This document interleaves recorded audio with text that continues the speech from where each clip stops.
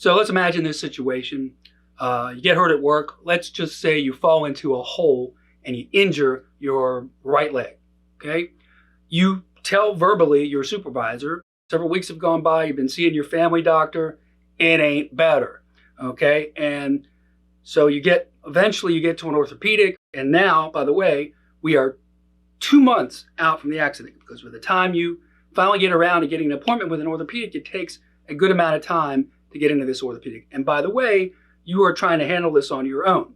So this is all going through your private health insurance. The orthopedic tells you, of course, at 2 months out from the accident, that you get an ACL tear. The only way to fix it is surgery. And there's some other things going on in there too. We'll clean that up too while we're in there. But you're going to be out 6 weeks from work, and that's just how it is. And you take a deep breath and then say, okay, well, I can do what I got to do. Go back to your supervisor. And of course, he has a very convenient memory, and he says, I don't know what you're talking about. I don't remember any accident. I don't remember you telling me about an accident. And, after some cajoling and back and forth with him, he finally gives you the workers' compensation insurance company's information. You call the adjuster, and eventually you find out very shortly thereafter that they are denying your claim.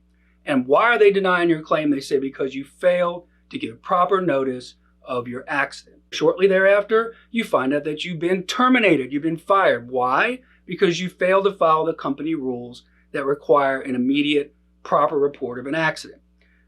So not only do you not have workers' compensation, you don't have a job, and you're going to lose your health insurance because you got fired. The really big question is, do you have to give proper notice? Why did you not give proper notice when you told your supervisor? Hi, I'm Joe Miller, workers' compensation attorney in Virginia, North Carolina. That's what we're going to talk about today primarily.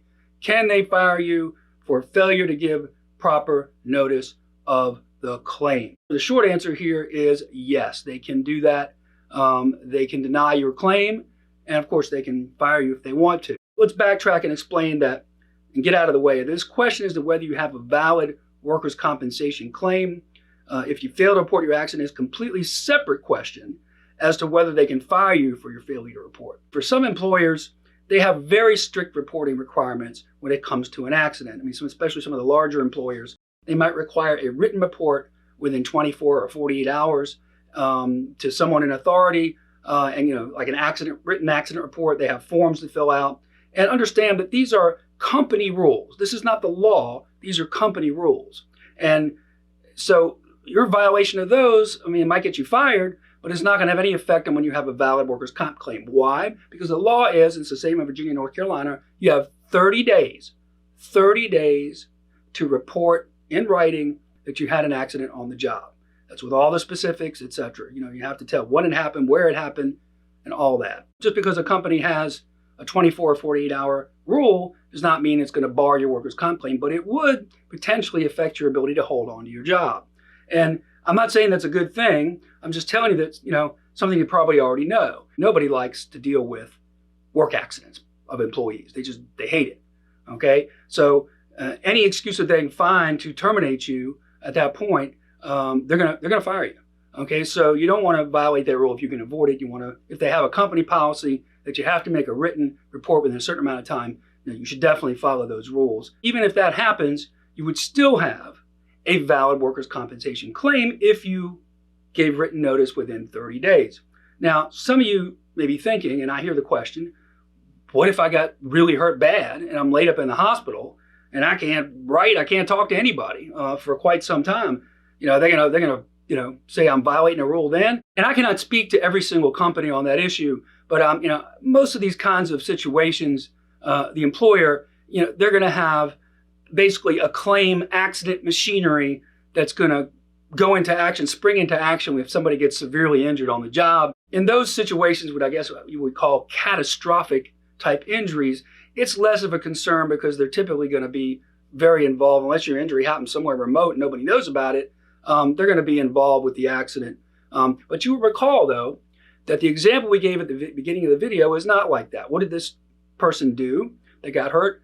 All they did was verbally report the injury to the supervisor. And after that, the guy tried to deal with it on his own. And that's the first mistake you would have made if you were that person. What you should have done immediately, gotten that supervisor on the phone the day after the accident, telling me you want to be seen by a doctor, and do I need to file an accident report or something like that? And a lot of times they'll say, yeah, why don't you come on down and we'll do a formal accident report. Also, the adjuster is going to call you and take a statement over the phone. Again, technically at that point, once you've done that, you really have fulfilled your requirement to put the employer and the insurance carrier on notice of your claim. The next thing I'm going to say is more of an aside. It's really a little bit beyond the scope of this presentation, but it's important to know we do have a video on this, and that is the issue of what is an accident under Virginia and North Carolina workers' compensation law. And I would encourage you to go watch that video. But for now, let's just say you got to be specific, and you got to need to understand the elements of what's called an accident in both Virginia and North Carolina. You got to have a specific statement as to what happened in the accident. This statement, whether you tell your supervisor, as well as what you're going to tell your doctors, is going to determine whether the injury is what's called compensable, meaning whether you have a case or not. You want to make sure it's compensable too, if you're going to, and you want to describe the injury the right way. Let's say you tell your boss or your doctor or your adjuster, I was lifting some crates and after a while my back started hurting. If you say that, you got no case. Why? Because the incident must have occurred at a specific place and a very specific time. Okay? You're just doing your job and you start to have pain. That's not an accident. Okay? But if you said, same kind of situation, and maybe it's same facts, I was lifting some crates and I got to one that seemed really heavy and I went to lift it and all of a sudden I felt a pop in my low back. Okay? That would be a valid accident. Let's get back to the subject of notice of the accident. Let's assume the description, as far as the time, the date of the accident, all the specifics, that's all compensable, okay? Now, once that statement is given and you tell either your supervisor or the adjuster you want to be seen by a doctor, in North Carolina, the workers' compensation carrier or the employer is going to send you where they want to send you. They're going to send you to one of these dock-in-the-box places. And in Virginia, well, technically the workers' compensation carrier is supposed to provide you, it's different in Virginia, they're supposed to provide you with a panel of 3 doctors. Usually for the initial evaluation, they're going to kind of do the same thing. Some of the really, really big companies actually may have an in-house or on-site clinic that they send you to. And you may be seen by that initial doctor a few times. In our kind of scenario, let's say this gentleman did it right. The doctor will eventually refer you, in his situation, like we talked about at the beginning, that guy who had a bad knee, wouldn't get better, he's going to refer him to an orthopedic eventually. The dock-in-the-box, so to speak, provider also probably going to provide that employee with work restrictions, even hold that person completely out of work pending the orthopedic referral or pending the results of an MRI. The end result, in terms of the medical recommendations, in terms of the treatment, might be exactly the same as if you handled all this on your own with your insurance company. That's probably true. And in fact, it's probably going to be with a lot less aggravation. But notice, the most important end result is that your workers' compensation case exists. And in the other situation, you don't have a workers' compensation case. Okay, why?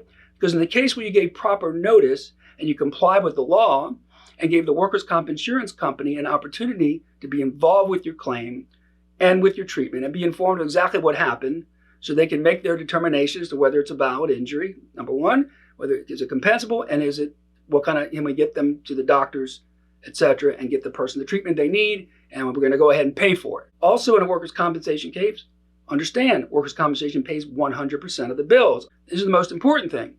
If you get under an award, once you get under that award in Virginia or an accepted claim in North Carolina, you're pretty much, you're in the gold, because what's going to happen is now the workers' compensation insurance company is obligated to pay you 2/3 of your average weekly wage for up to 500 weeks. If they can't get you back to work at your old job or another job that accommodates you, or the same job that accommodates you in light duty, if you have permanent light duty, they got to keep paying you. Now you have something to negotiate with to potentially, down the line, settle your claim at some point once you are at maximum medical improvement. It's a very different situation than the other situation we described at the beginning, where the person has not only no income, no job, potentially, and no health insurance, potentially, and this guy is really out on the street. Okay, in this situation, at least it's not perfect, but at least you're getting 2/3 of your average weekly wage, and you're getting all your medical bills paid for. Very different situation. Now, listen, I don't have much sympathy for the insurance companies. I fight with them every day. It's my job to do so. But the law says that the reason that lack of notice is a problem is because failing to give proper notice of a work accident, this is the language they use, it prejudices the workers' comp insurance company. That's the way the law looks at it. In other words, they're negatively impacted by your failure to report because they've lost an opportunity to, right at the beginning of the accident, when everybody's memory is fresh, investigate the accident and determine, whether it's a valid accident, get you, your medical treatment the way you're supposed to be getting it, etc. This defense of lack of notice, okay, it rarely succeeds. Why? Okay, why? Because usually it's not like the situation we said at the beginning. Most of the time, there's some kind of ongoing interaction between the injured worker and his boss or the workers' compensation adjuster or both immediately after a work injury. Sometimes it's via text, like you might be texting back and forth, hey, I got hurt on the job, and that's a good thing to do.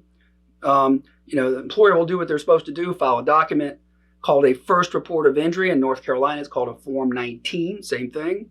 And that form, it doesn't protect your rights, but what it does is provide proof of when they received notice of the accident. So either it was filed within 30 days or whenever they file it, it says in the document when they received notice. There's a place on there for it to say that when they received notice of the accident. If it says it's within 30 days, you're covered. Okay, they've already basically admitted that. But even if they don't file that, if there's clear evidence that the employer is well aware of your injury and your treatment, meaning they're paying for it, okay, they're directing it, you have texts from you and your boss, and by the way, I always recommend, if you do have those texts, find a way to print them, send them to your email or something and print them out. In that circumstance, it is clear the employer and the comp carrier are not prejudiced. They're paying for treatment, they're well aware of the claim, maybe they've done some investigation, your boss has the text, you've got proof of the text, there's back and forth, maybe you're talking to the adjuster, maybe they took a statement. It's very, very clear that they're not prejudiced, they've done their investigation. So the technicality that you never filled out an accident report or did a formal, that's not going to matter in that situation. Let's say you don't have text, but perhaps your boss actually transported you to the ER from the job site at the time of your injury. Maybe he visited you in the ER afterwards. The insurance carrier, again, has followed up with you, they're looking for your statement. Again, in those circumstances, the employer and the insurance carrier are going to know about your injuries, and they're acting on that knowledge. So they're not prejudiced. And like I said, in most circumstances like that, which covers probably the majority of claims, you're not going to have a problem with notice.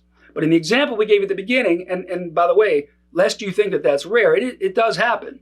We just had a caller recently who called the office 6 months after the accident happened. And that person, they may have given some type of written notice, but it was pretty shoddy, and they did not involve the insurance company at all.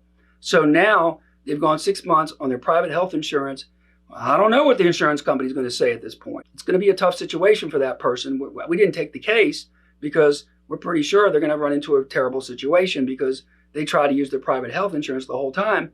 Oftentimes also, a person that uses private health insurance will not tell their doctors, we have videos on this too, how you need to be consistent in what you say as to what happened. They will not tell their doctors they got hurt at work because they're afraid the health insurance company will refuse to cover them, because a lot of health insurance companies will not cover a work accident. You get the medical records and there's nothing in there about a work, or they'll say they got hurt at home, or they'll just say they hurt their leg and won't say a thing about getting hurt at work. What's the lesson in all of this?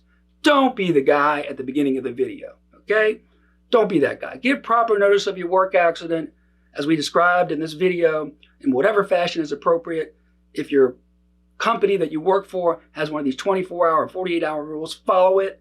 Give proper notice if you can. Don't assume you're going to get better and hold off on informing your employer of your work accident. You may be putting yourself in a really, really bad situation with getting fired, no income, no health insurance. I hope you found this video informative. If you're seeing this video on the YouTube channel, please hit that like and subscribe button. If you or a loved one been hurt in a work accident, either in Virginia or North Carolina, please don't hesitate to call us. Again, wishing you a blessed day. This is Joe Miller out.